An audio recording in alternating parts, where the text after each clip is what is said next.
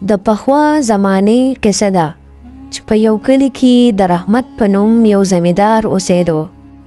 زمیندار له الله پاک ښه جایداد او 2 زامن ورکړي چې د یو نوم جمال او د بل نوم کمال و.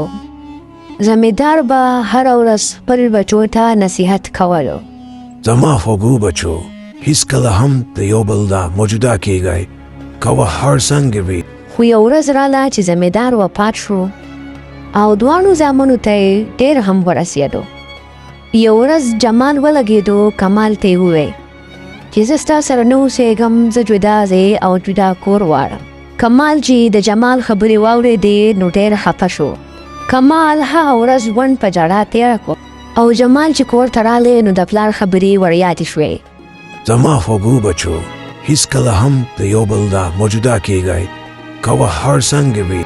جمال ته د خپل غلطۍ احساس وشو، ولې چې هغه ته د خپل پلار خبرې ور یادې شوې. جمال لاړې پټي ته او د کمال سره یې ملاقات وشو. کمال ډېر خفه و، ژړلی. جمال چې دا هر څه وکته نو هغه هم ډېر خفه شو. هغه ور مخکې شو او سلام دعا یې وکړه.